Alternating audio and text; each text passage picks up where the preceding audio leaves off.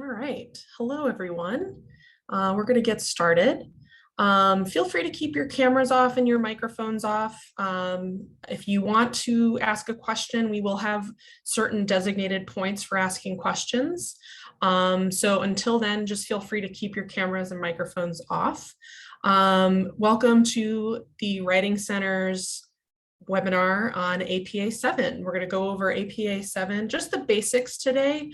We're not going to go over the nitty-gritty specifics. For that, I will guide you to some resources. So if there's anything that I don't answer for you today, if there's anything you have questions about, I will guide you to some great resources for that. I will also guide you, of course, to make an appointment with us at the Writing Center, where we know a lot about APA 7, amongst other writing-related topics. So just to get started, this is APA 7. We're going to go over just the basics. My name is Kara Popecki. I am the Writing Support Specialist for the SoCal Writing Center. We have 3 locations. We service students on the San Diego campus, the Anaheim campus, and the LA campus. So if you have any questions about the Writing Center itself, I'll be answering those at the end. But if you want to get in contact with us, there's my email at the bottom there of this screen. So you can reach us at cawritingcenter@thechicagoschool.edu. That is my email. I check that Monday through Friday between 10 and 3 p.m.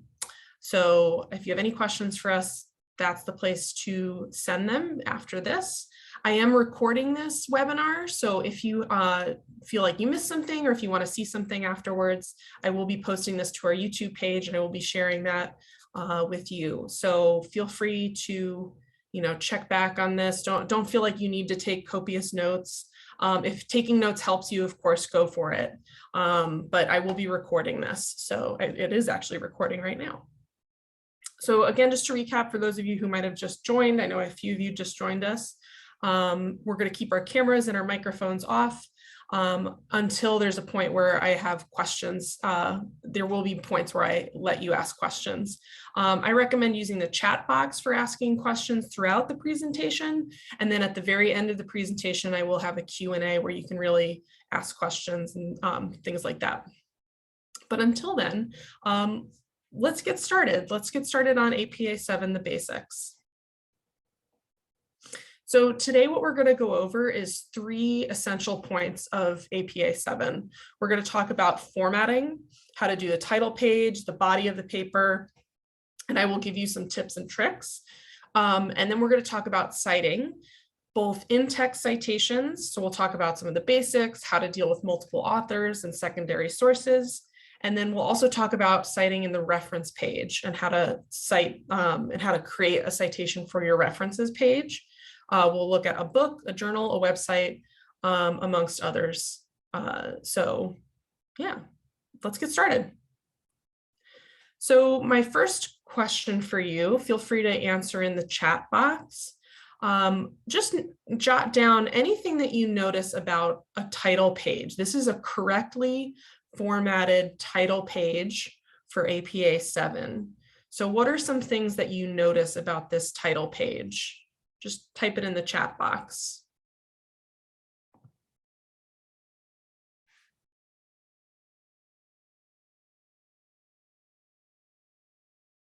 Great, it's specific to the course. Very good, Rachel.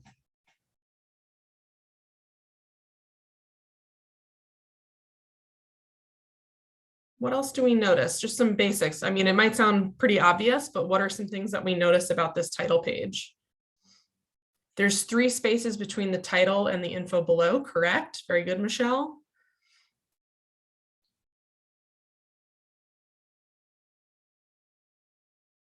It has the due date, very good.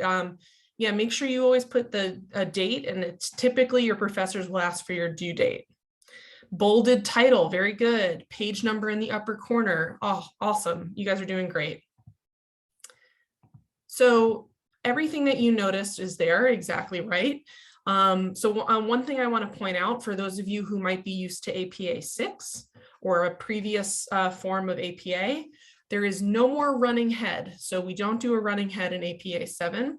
For those of you who don't know what the running head is, don't worry about it. You don't need to worry about it. But for those of you who might be used to that, no more. So it's a little bit easier to do APA 7. I think it's a little cleaner.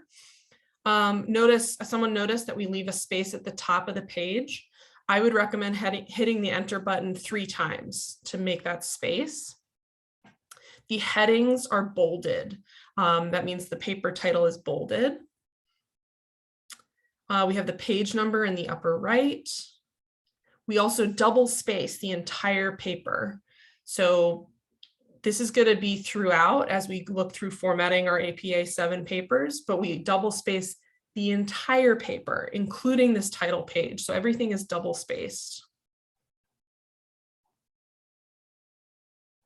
Great. So some other things we might notice is that you put down your name, the institution. So we'll put the Chicago School of Professional Psychology. We'll put our course name and number. We'll put our professor's name, and we'll put the due date. All things that you guys noticed in the chat box. Very good. So this is all the information that we do on a title page for APA 7.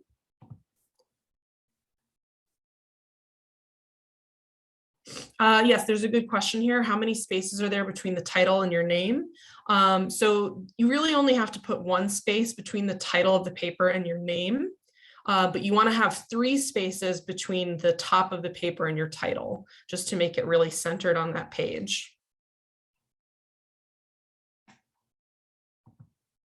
All right. So that's formatting the title page. Let's take a look at the body of the paper. In the chat box, what do you notice about the body of the paper? It can be very simple, but what do you notice about the body of the paper? How do we format that?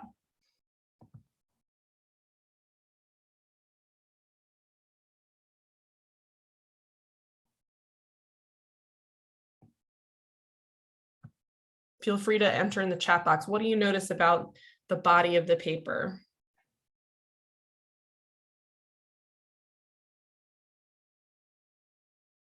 The paragraphs are indented. Very good. The title is centered. It's double spaced. Very good. I know that sounds obvious, but a lot of students miss out on this, that we double space our entire paper. Very good. Anything else we notice? What else might we have missed? There's something really subtle there in the top right.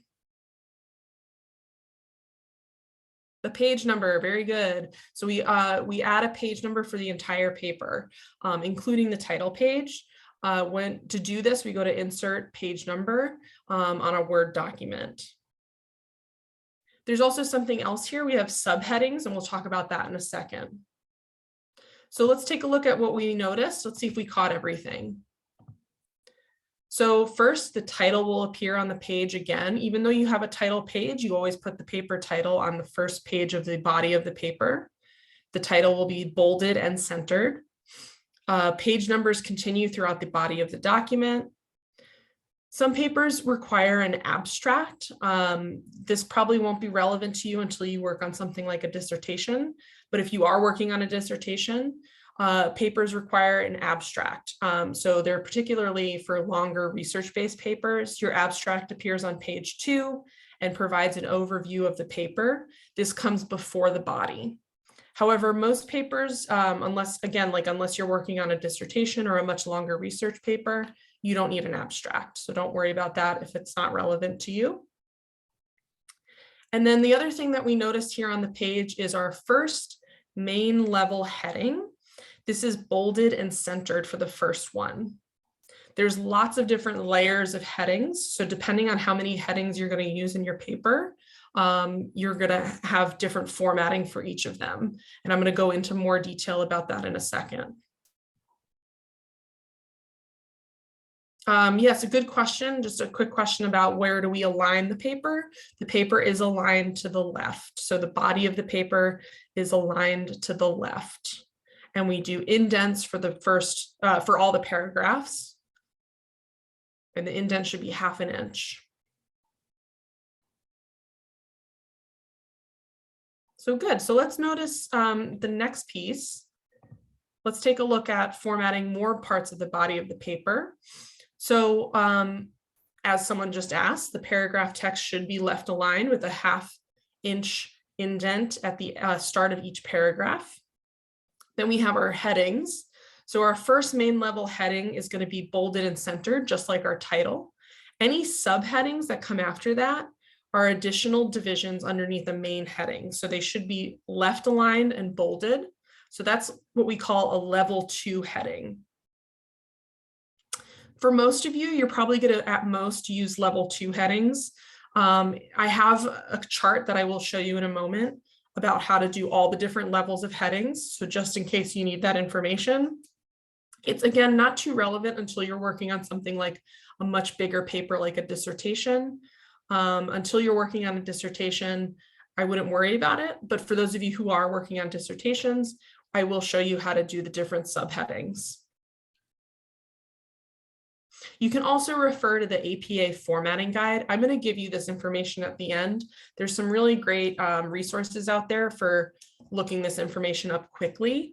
Of course, you can always use the APA manual, but I find that's a little tedious, especially if you're like flipping through a whole book. I find it's a little bit easier if you have a reliable resource online to just Google the answer real quick, and I'll show you how to do that at the end.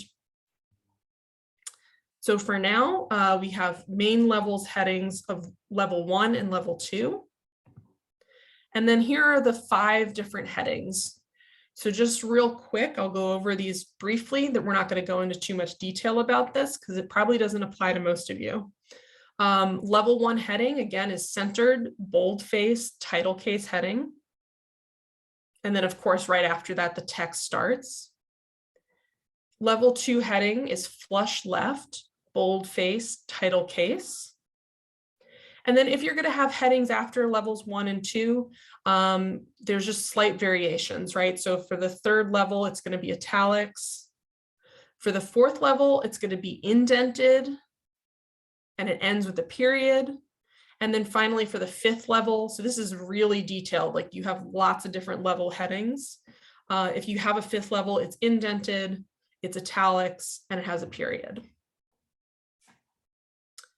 So again, no need to memorize this or like jot down notes on this. I am recording this. So for those of you who want this later as a resource, I also will give you the resource that has all this information. I had a question here. I'm working on a dissertation right now. How do you know how many headings you need? Is it just when you change thoughts? That's a good question. It's totally up to you. It's more about how you organize the paper. I would say work on an outline first to figure out how many different sections and subsections you're going to need to identify in your paper. And that's something we can go over more in detail during a session if you'd like to create a session with us at the Writing Center. But yes, generally, if you're working on a dissertation and you need to know how many sections to create, I think just organize your paper nicely by using an outline and figure out what kind of headings you need to use. You could use up all the way up to level 5. Again, that's rare. I don't see that. I don't even see that in dissertations that often. All right. So let's go on to the next section. We're going to talk quickly about some formatting tips before we move on. So 3 tips that I have for you. I recommend using page breaks between things like the title page, the abstract, the body of the paper, and your references page. A lot of students like to just press the enter key until they're on to the next page. But the problem with this, of course, is if you go back and try to add something, it messes up all your spacing. So instead of pressing that enter key a bunch, I know it's tempting, but try to use page breaks. So you go to insert, breaks, page breaks. That's in Word. Another thing I recommend to ensure consistency is when you're done with your paper. So even if you've already had it spaced and you have the font and you think you're all set, just like a double check at the end of writing your paper, select the entire text. So I like to press Control A or select all. Select the entire text and then apply your font and spacing. This ensures that your font is consistent and your spacing is consistent. And then finally, if you have any questions about how to format figures and charts, I look those up as I need to look them up. Often there's like very little nitty-gritty rules about how to format a figure or a chart. So I use our resources for that, which again, I will be applying or sharing with you at the end. Great, so that's formatting the paper. That's the kind of general format.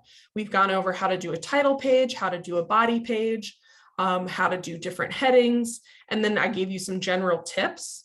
So does anyone have any questions before we move on to citations? Feel free to, in the chat box, if you have any questions specifically about formatting the title page, formatting the body page, or any of those tips that I just gave you. How do you select the text? Great, my trick is to press Control and then the letter A. That's select all. You can also right click on the text and there should be an option that says select all. Or you can really just the real manual way is to just highlight the entire text by scrolling through and holding onto that the key.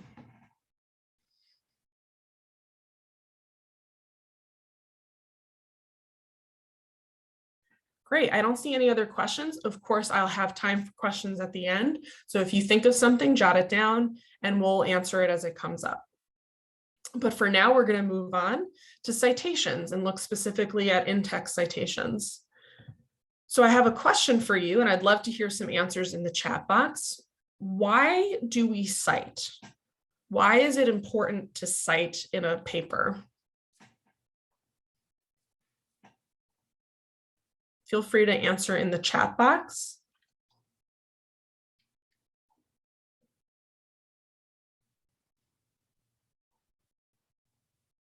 Great, I'm seeing some great answers. So we have avoid plagiarism. That's a really good reason to cite. Yeah, so we don't plagiarize. Multiple people are, yep. So another person said to give authors credit for their original work. That's super important. Yeah. Another person said basically the same idea, to give credit to other researchers. Good, so it's all about giving credit. It's about making sure you don't get caught plagiarizing. There's a variety of reasons why we cite, right? It's important to cite. So we all agree it's important to cite. So now here's a question, when do we cite? So there's a few reasons why we would cite and when we would cite them. So we cite when we are directly quoting or paraphrasing another author's work. We cite when we refer to research an author conducted. And we cite when we reference an idea we got from an author, an original theory, a concept from a textbook, or anything that's new to you. And that's a good rule to follow when you're writing a paper. So I've recently been helping students on a reflection paper, and a lot of students refer to ideas that aren't their own and they forget to cite them, right? And that's really important that you don't forget to cite when an idea is not your own or when it's new to you. So that's when we cite. So when do we not cite? So we don't always have to cite, right? So we don't have to cite when we're writing about our own experiences and opinions. So especially in something like a reflection paper, you're probably not going to have too many citations. So when you're backing up ideas, make sure you use citations though. So if you're using a book that you're reflecting on, when you refer to that book, make sure you use a citation. When we're describing a client interview or case study, we do not need to cite. When we're referencing a general concept or general knowledge, we don't need to cite. However, if you're in doubt about that, it's best to include a citation. When our entire paragraph is about one source, which we've already referenced and cited at the beginning of the paragraph, we don't need to necessarily cite. But I recommend that you use language to make it clear that it's all from the same source. And of course, when in doubt, include a citation.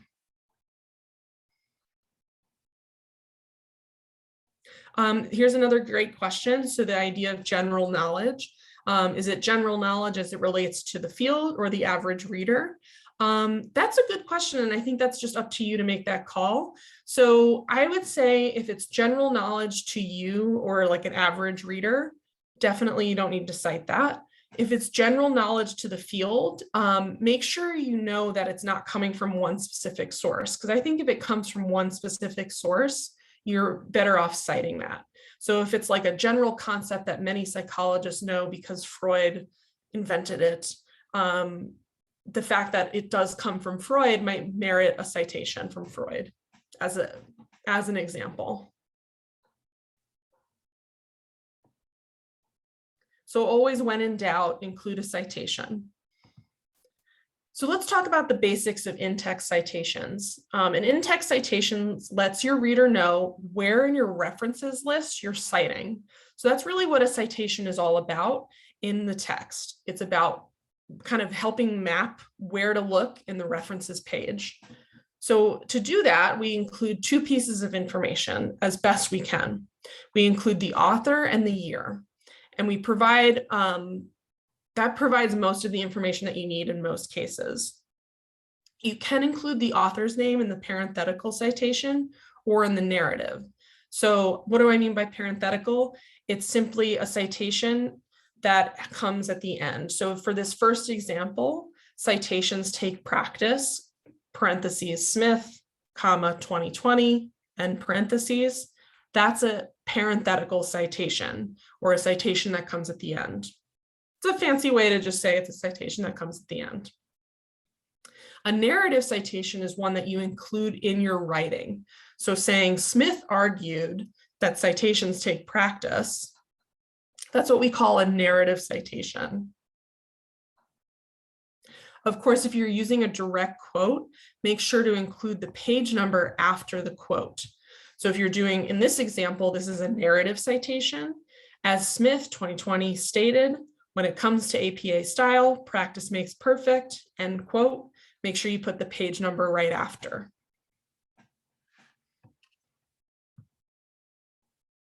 And if you're using a direct quote, I got a great question here. What if you're using a direct quote from a website with no page number? Then you don't need to include a page number because there is none. But as best you can, if it is a direct quote, you try to include that page number. So this is the very simple basics of doing in-text citations. Let's take a look now at how to handle multiple authors. So on the left here, we have two examples, the parenthetical and the narrative style of citing two authors. So both authors in the body of the sentence or in the parenthetical citation are used if it's two authors. So we would have in the narrative, we would spell out Smith, A-N-D, Jones. So we would spell out and. However, if it's a parenthetical citation, we use the ampersand. So that's the symbol that's right above the 7 on your keyboard. So that's for parenthetical citations. So we would say Smith and Jones. So that's when you have two authors. Now here's a new rule. So for those of you who are not used to APA 7, you're adjusting from APA 6 or an earlier version of APA. If you have 3 or more authors, you're only going to list the first author followed by et al. This includes the first time you cite the source. So for example, if I have Smith, Jones, Wang, and a bunch of other different names for a citation, I'm just simply going to put the first name that's cited. So I'll put Smith, et al, period, and then the year. So for a parenthetical, it all goes within the parentheses. If it's a narrative, you still do Smith et al, and then you put the year in parentheses.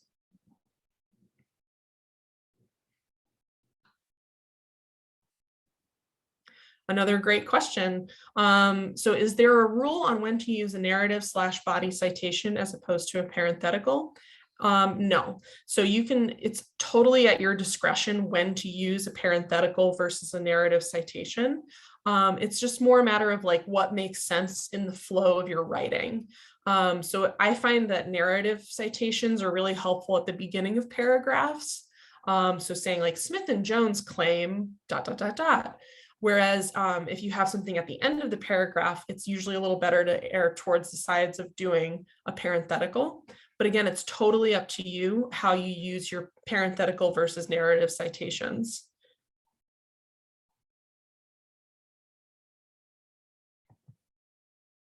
Great. And thanks for the questions. Keep them coming. No need to apologize for asking questions. They are welcome. All right. So now let's take a look at secondary sources.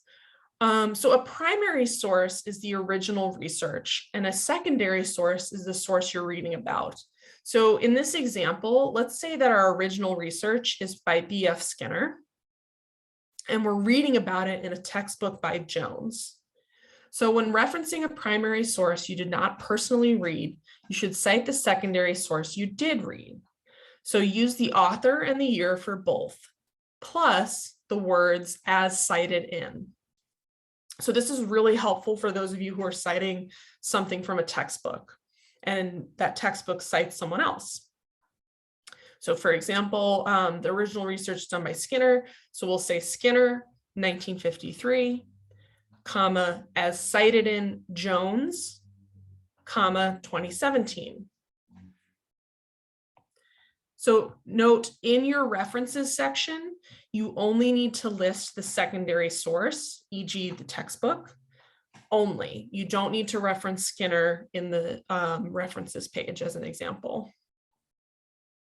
So that's how to handle secondary sources. So we've gone over how to cite one author, two authors, three or more authors, and we've gone over how to handle secondary sources.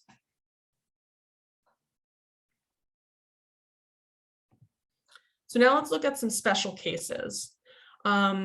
Here's a case where there's two items in parentheses next to each other.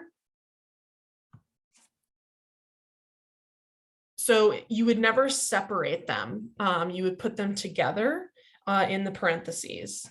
So for example, according to the American Psychological Association, you would do APA, semicolon, and then put the next citation. I like this second example, the one that says multiple authors. I think it's a little bit clearer for us. So let's take a look at that. Multiple authors have observed this phenomenon. And then they write Jones, blah, blah, blah, semicolon, Smith and Patel, semicolon, Wang, etc. One thing to note, when you're listing more than one author in a citation like this, put them in alphabetical order by first author when citing multiple authors at once. Again, the reason we go in alphabetical order, the reason we do all of this, all these rules exist so that your reader can find the reference in the references page. So your citations are like a bookmark for the references page.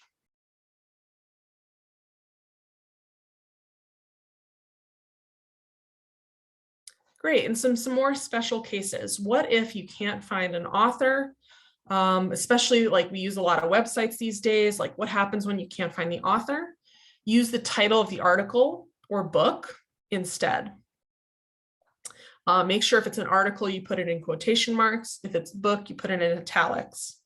So I couldn't find an author for this one, so I put the title of the article, The Perils of Online Research. Notice I put it in quotations, and I still put the year. Now, what happens if you can't find the date? You're going to abbreviate ND for no date, lowercase n period d period. So in this example, I couldn't find the author of the article and I couldn't find the date. So I put The Perils of Online Research, which is the title of the article, and then I put ND for no date.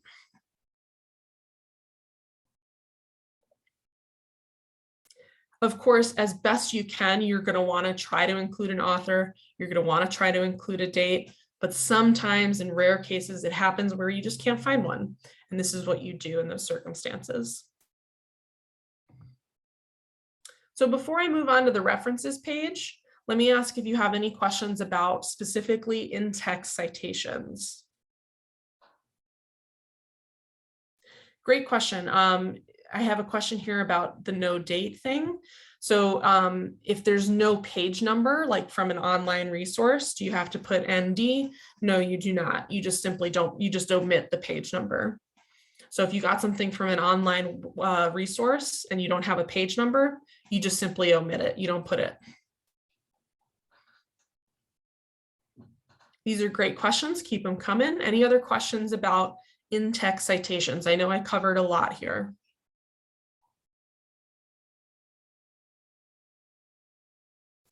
Great question. If you have several direct quotes and/or citations from the same textbook, can you just put page number after the first citation? Yes, as long as you are clear in your writing that it is from the same source. So with each paragraph, I would make sure you recite. So if it's all within one paragraph, yes, you can just start putting the page number after the direct quotes.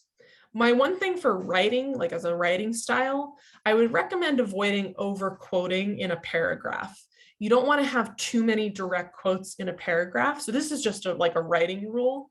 You're going to want to make sure you synthesize, you paraphrase in your own words as best you can to avoid having too many direct quotes in one paragraph. If you have a lot of direct quotes in a paragraph, ask yourself if it needs to be broken up into different paragraphs, because it might be that you're cramming a lot of information into one paragraph that could be just as well in multiple, helping you expand your argument more. Great question. Is there an unofficial ratio to keep in mind, like maximum 20% direct quotes in the paper? Rachel, that's a great question, and I don't have a rule for you there. It really just depends on what you're writing.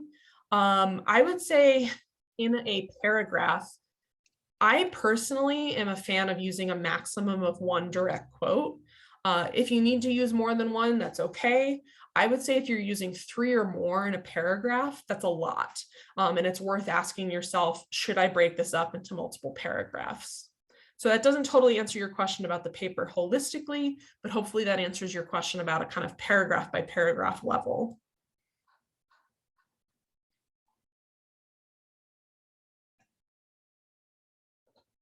These are all great questions. I don't see any more questions coming in. Again, feel free to ask them as they come up. So I'm going to move on to our third and final section today, the references page. So we're going to talk about the references page.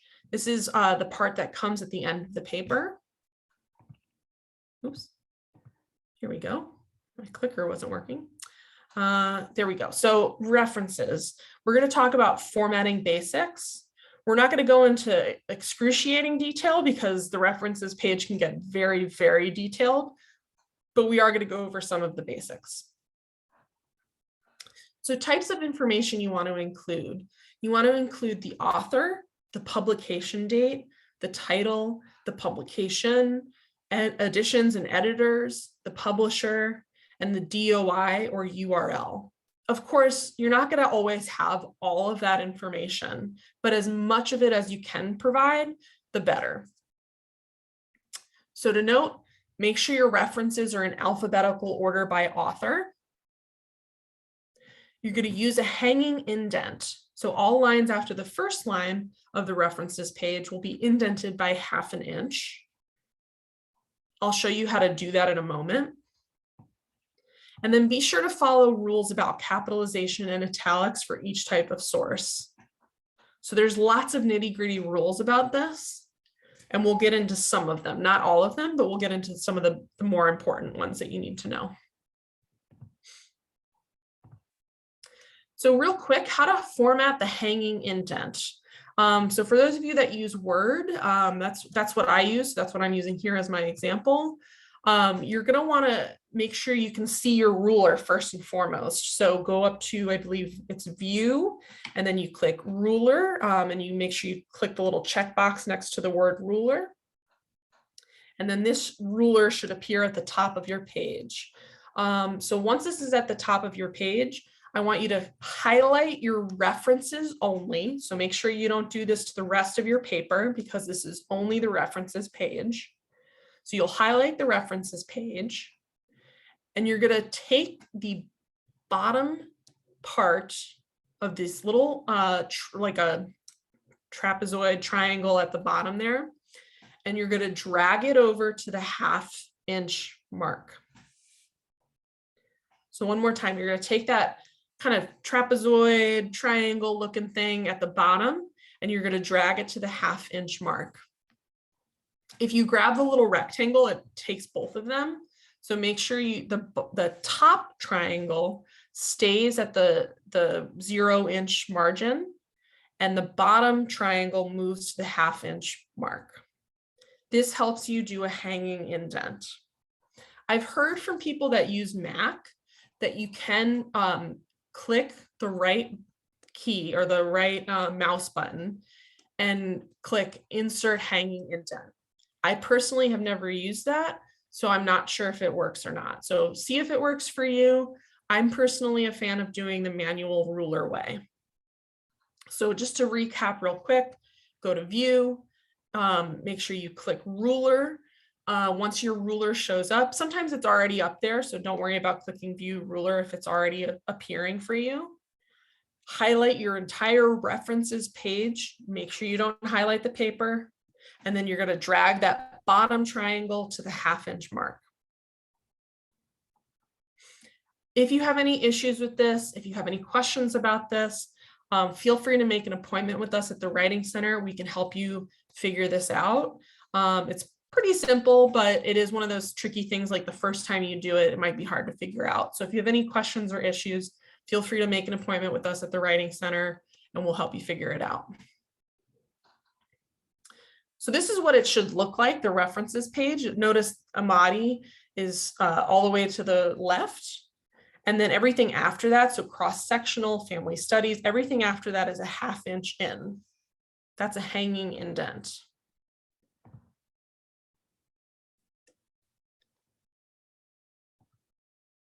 I got a question here. Are we able to send the Writing Center our dissertation as we're going along, or do you recommend sending it towards the end? Rachel, it's a great question. I highly recommend throughout your writing process, you work with the Writing Center. So definitely send it in pieces, especially for a dissertation. We don't look at that all at once in one swoop.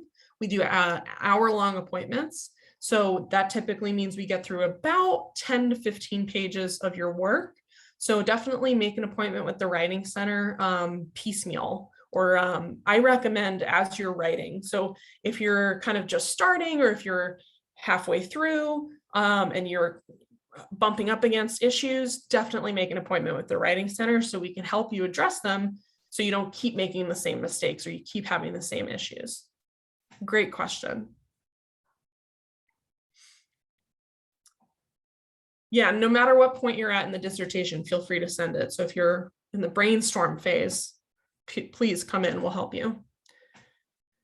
All right, so some general rules for capitalization and italics. So to capitalize, we're going to capitalize the first letter of book and article titles, but that's it, not the rest of the book and article titles, just the first letter.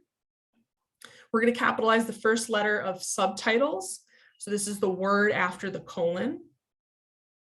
We're going to capitalize every major word in periodical names. We're going to capitalize abbreviations in titles. So for example, you say ... APA, all 3 letters of APA would be capitalized. And we'll capitalize proper nouns, so names of organizations and people. So those are our capitalization rules. They're a little tricky. I'm going to show you some examples in a moment, so I hope that's helpful. Again, you don't have to memorize this. I think it's best to kind of know it as best you can and then refer to our resources when you need to. Especially the first time you write your own references page, this can be daunting, but I'm going to help you through that today with some examples. And I think by the end of today, you'll have a pretty good grasp on it, and you'll just need to refer to our references lightly. So to italicize, you're going to want to italicize book titles, web page titles, presentation titles, and names of periodicals.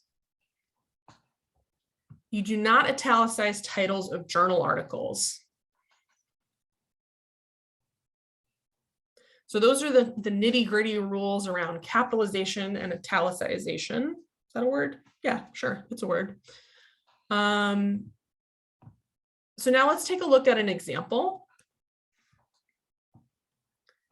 So here we go. So for a book, we would put the author's name. If there's more than one author, we would put ampersand. So let's say author, we would do their last name, comma, first initial or initials, and then another last name, comma, first initials.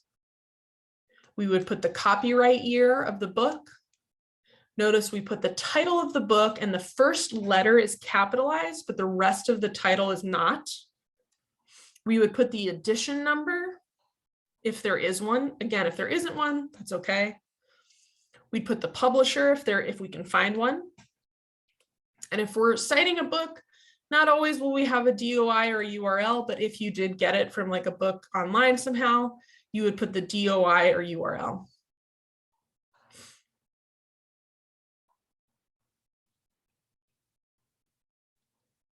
That's a good question. I have a question here. Are you allowed to use someone else's dissertation as a reference in your own? I believe so. I believe you can do that as long as you reference it properly with your citations and your references page.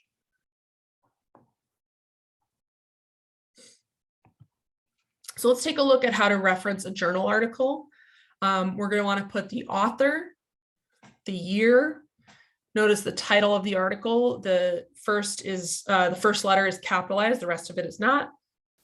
But then we put the name of the periodical, which is both italicized and it's capitalized. We have a volume number if we have one, an issue number, and then we put the page numbers and then the DOI. Again, you don't have to memorize this. This is just helpful as an example. We're going to look at a more specific example in a moment. So let's do a little exercise together. I've created this reference here. See if however many rules you can remember, what needs to be fixed here? Put it in the chat box. What different elements need to be fixed with this reference? There's certain things that are wrong with it. So in the chat box, feel free to put anything you notice that's wrong about this reference that needs to be fixed, or how would you fix this reference?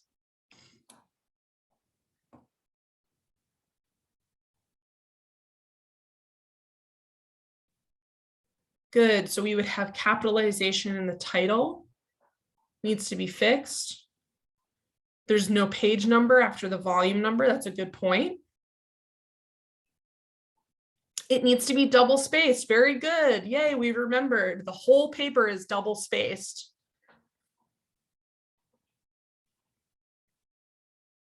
The year is in the wrong place. That's correct. It needs to go after the initial A. A hanging indent is needed. You guys are really good at this. I think you can do a reference page on your own. I think you're ready. So let's take a look at the fixed reference. You got it. So the year was in the wrong place, so we moved it. So it should be Fauci A and then 2019. The capitalization was wrong. So we needed to have just the first letter and reasons capitalized, and then the rest of it doesn't need to be capitalized. We don't have any page numbers for this reference, and that's okay. But if you do have page numbers, it's always good to include them. We have the hanging indent. We have it double spaced. Really good. You guys noticed everything that needed to be fixed. All right, so real quick, let's take a look at how to reference a website. So website citations have gotten much simpler in APA 7. So for those of you who are used to APA 6, I think they've gotten much simpler. References need similar information to other types of sources. They need the author, the publication date, the title, the publisher, and the URL. Again, as much of that as you can include. If you can't find something, it's okay to omit it. Here's an example. So we have the name, the date, and then we have the title. Notice just the first letter of the title is capitalized. Of course, an abbreviation is capitalized, so APA. then we have the publisher, and we have the URL. Now, there's lots of examples of this on this website. So I will include this when I post the YouTube video. I will include this PowerPoint for you to reference. So if you need to reference this link, but basically you go to APA, their website, and they have lots of different examples of how to cite websites. Rachel asks a good question. This is an APA 6 thing. So to put where you retrieved it from, that's no longer needed for a website reference. That's why it's simpler to do APA 7, I think. You just simply put the date it was published as best you can find. And then you put the URL and all that other information.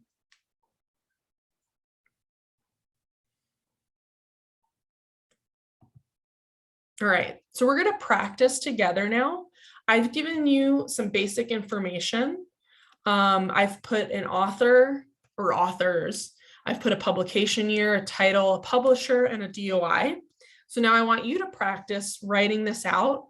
Feel free to pull up a Word document or just simply write it out on your notebook if that's what you're using. How would you format this reference? So first, I want you to create the reference for the reference page. And then I also want you to try to create an in-text citation.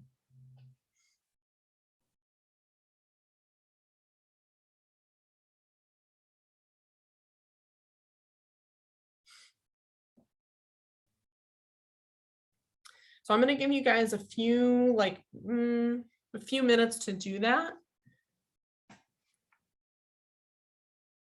So take your time, make sure you try to do all the different rules that we just went over. I know we went over a lot, but this is a great way to kind of synthesize what we learned.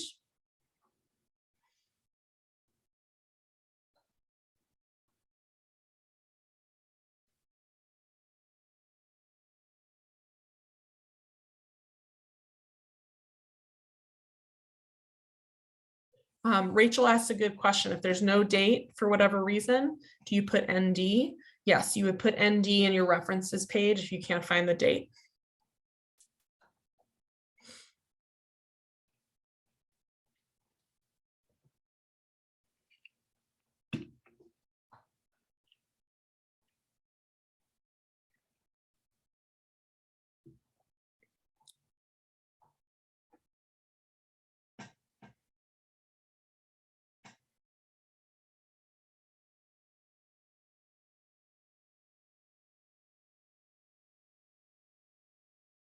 Feel free, if you're struggling with this, to ask any questions. I can try to help you recap some of the rules.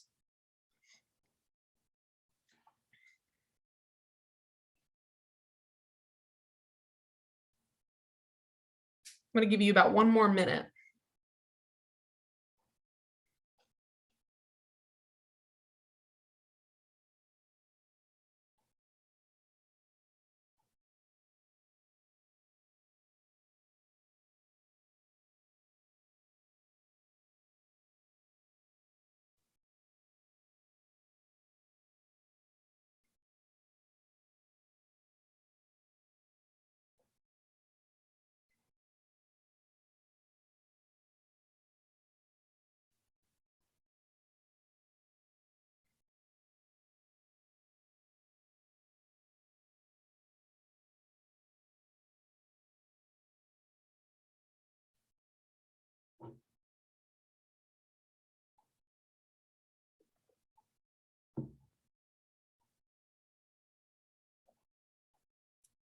All right, so if you're still working on this, feel free to keep working. I'm going to show you the correct answer now. Here we go. So for those of you who actually had time to do this in-text citation, there's 2 different ways to go about it, right? We can do a narrative, so Smith and Jones, or we can do a parenthetical. So we can do Smith ampersand Jones in parentheses. And then for the references page, we've got Smith, comma, J, ampersand Jones, comma, C, 2020. APA and U, best frenemies. So notice with the capitalization here, just to point out real quick, APA is capitalized because it's an abbreviation, and then the B in best is capitalized because it's the first letter of a subtitle or it comes after a colon. Fictional press, and then there's the DOI. So hopefully you got this right, or hopefully you got it close to right. For those of you that were still working on it, hopefully this answers any questions you might have had about it. Feel free to ask a question if you have one that's arisen, especially now that you've seen the correct answer.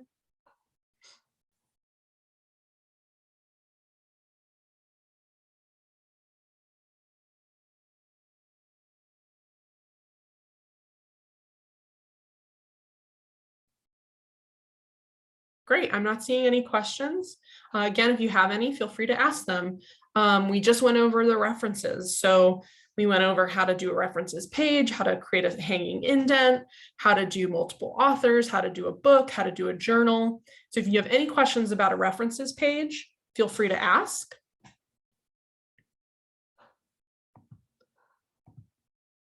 Otherwise, here's some great resources. Yeah, we're at the end, so I'm getting a lot of thank yous. Thank you so much for attending. Feel free to hang on and stay for this last little bit of information if you want. But we are wrapping up, so this is the end of the presentation. So here's some great resources to get help. We have the Writing Center, so you can always make an appointment with us, like I mentioned today. We also have a resource called the Online Writing and Learning Center resources. So that's the owlc-tcs.com. There's, of course, the APA website, so apastyle.apa.org. And then my personal favorite is Purdue OWL. Anytime I'm struggling myself for something specific with APA, I just Google Purdue OWL, and then I type in the topic I'm looking for.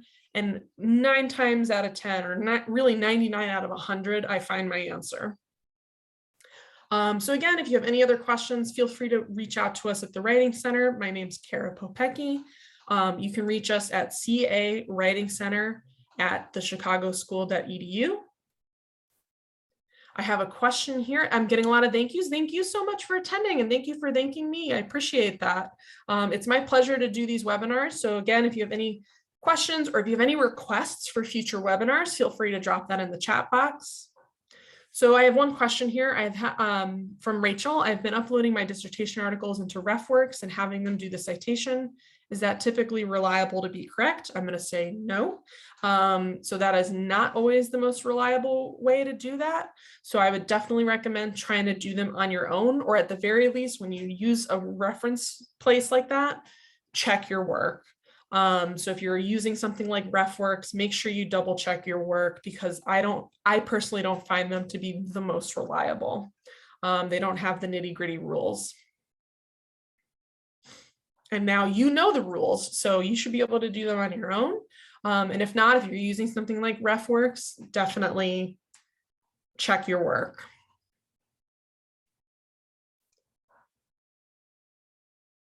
I'll stay on for any last questions.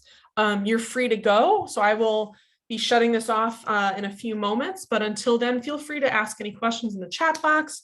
We're at the end now, so again, if you have questions, you can feel free to unmute and ask them. If you have like a question and you don't like using the chat box, that's fine. Now is a good time to do that.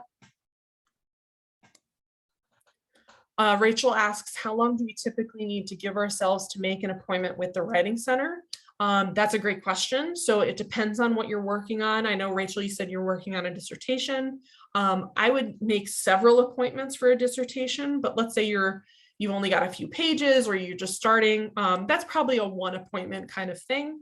Again, our appointments are an hour long. So we make appointments by the hour. So when you go to our website at the community page there, you're going to go to a button that says schedule an appointment. This should lead you to our calendar. If it's your first time, you may need to register, but then once you've done that, you should see our calendar and you can make an hour-long appointment with us.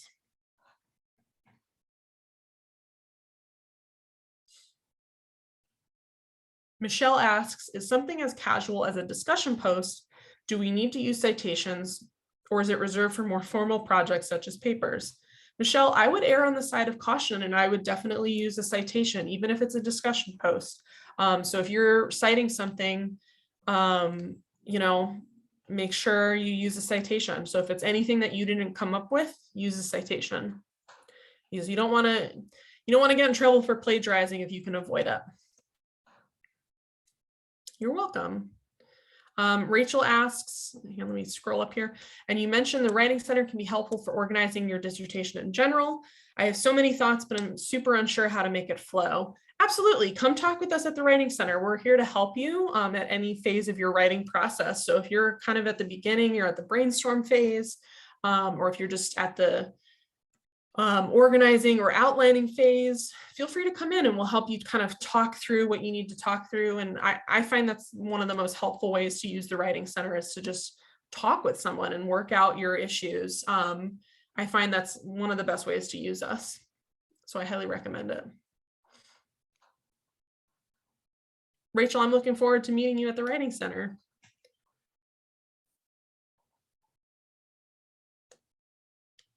Great. Rachel, I think you're the last one left. Do you have any last questions for me?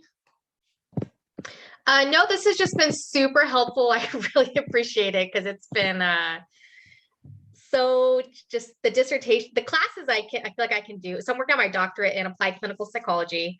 I'm in LMFT right now. So a lot of the classes I've already taken and I'm familiar with, but this dissertation process is like, yes, it's a bear, it's a beast. it's so daunting, and I'm so used to just writing clinical reports, which is not academic writing at all. So I'm trying to switch my brain back, and so it's nice to know that these resources are here, and I'll definitely be contacting you guys. You know, this is our second week of the second semester of my second semester. So I'm still just in like the, hey, this is how you analyze an article phase. And yes, I'm constantly emailing my dissertation chair, like, am I supposed to already be doing this and that? And he's like, no, not yet. So I'll definitely be reaching out to you guys. But this was super helpful, because you know, there's just it's just so anxiety provoking that it makes you not be able to think of what you're actually saying, because you're like, am I formatting this right? Did this thought come from my own head, or is this actually something? Yes, no, I totally feel you. It is, it's daunting. So I'm glad this was helpful for you. Yeah, I'm going to recommend my my classmates take it too, because we're all have been out for a while. So it's we're all kind of having that same, like, what are we supposed to be doing? So I'll definitely recommend that they do this. And I actually took the day off work today, because I was like, I need to make one of these things so I could see it. So I'm definitely glad I did. So thank you again for holding this. Oh yeah, no problem. And I'm going to try to vary the time that I do these, so you don't have to take off work next time. But I totally appreciate you taking off work to do this today. Yeah, you know, sometimes just an hour of learning something can save you tons of hours in the long run.